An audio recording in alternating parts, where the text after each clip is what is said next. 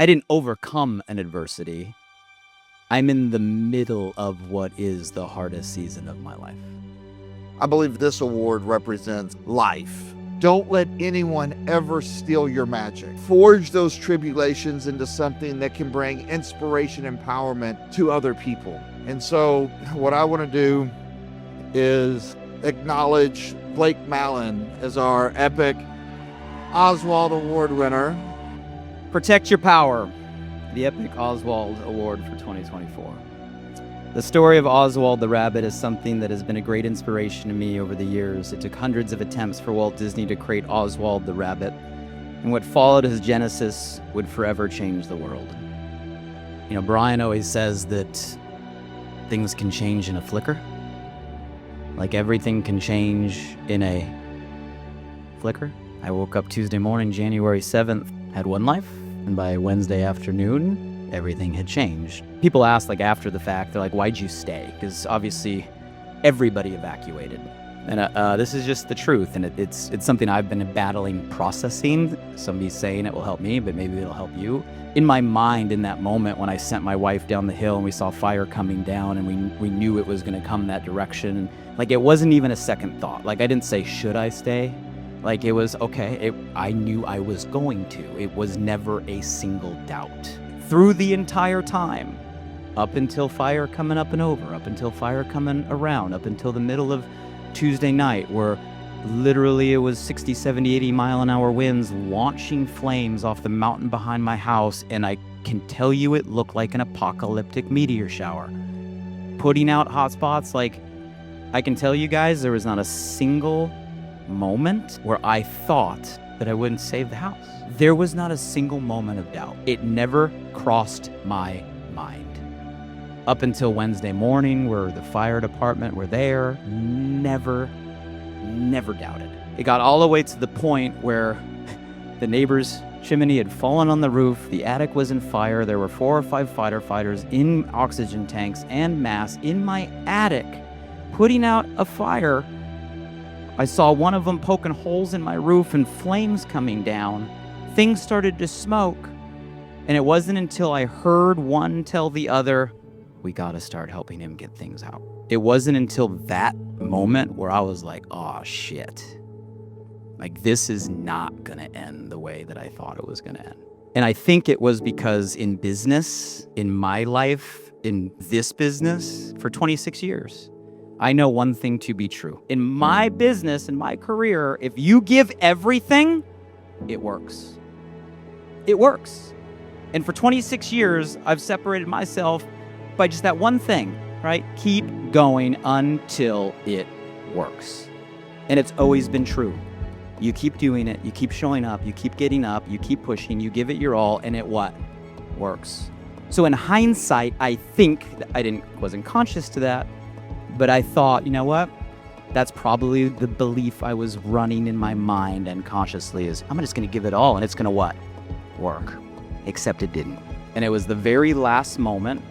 Mind you, I was exhausted. I hadn't slept for 2 days. I hadn't stopped moving, putting out fires around my house and up and down the hill, carrying buckets. Like, I was physically exhausted. I was mentally delirious. And in the last moment, I walked through a smoking house in my living room, and I paused as things started to fill, and I looked up, and there was just 2 words that entered my mind, and this is just the true story. I looked up and I just said, I surrender. Now, I'm not a super religious person. I'm a faith-based person. But that was it. I was like, I surrender. Have you guys ever got to a place in your life where, like, you got nothing, you had nothing left? You given it all, you had nothing left, you had nowhere else to go, and you tried to make a deal with God. Has anybody ever gotten to that point? Right? Right? So that was that moment for me. I was like, I'm going to make a deal here. I was like, I surrender. And the deal that I thought I was making was just somehow, miracle, put out the freaking fire and save my house. I was like, I'll do anything. I surrender. That's the deal I thought I was making. And you guys know the ending. It still didn't end that way.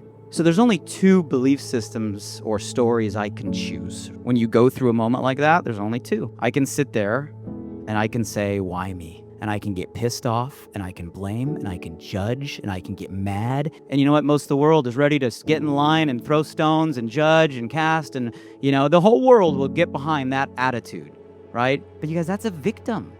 To sit there and blame, right? That is not going to move anything forward. Or I can choose to ask, why me? Not as a victim, but why me?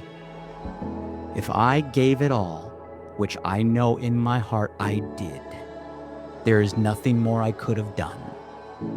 And I gave it everything, and it still ended the way it ended, well, then there must be a greater reason for that I'm just not gonna totally understand in this moment. And sometimes we go through moments and we go through things, and it's not what we want, it's not what we expect, it's not what we ask for.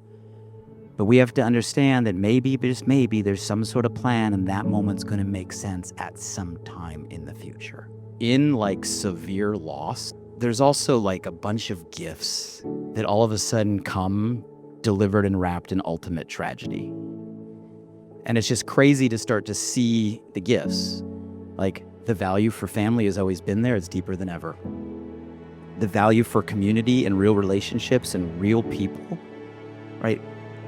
It's never been higher. It's all there really is. It's the craziest collision of the most devastating set of circumstances, revealing the most beautiful thing of people and humanity and relationship and connection, all at the same time. And so my message to all of you guys is, it's not about a fire. You don't have to go through the devastation, but understand that things can change in a flicker. Learn from the people around you, and don't have to go through any sort of level of loss to realize the shit that doesn't matter and the stuff that really does. Be grateful for the people that lift you up, the community that's around you, and understand that no matter what gets thrown your way and what you have to overcome, you got to have faith and some amount of trust that just maybe there's a greater plan if you're just willing to keep walking forward. And I think every one of you here, by looking in your faces and looking in your eyes, I know every one of us, we've walked through our own fires, right? We've had our own devastation. We've gone through our own loss, and understand that that's why we're here. That's allowing us to become who we are. And just maybe the dots are connecting for something that we're all going to understand that becomes beautiful in the future. So thank you guys for allowing me to share my story. Thank you for the Oswald Award.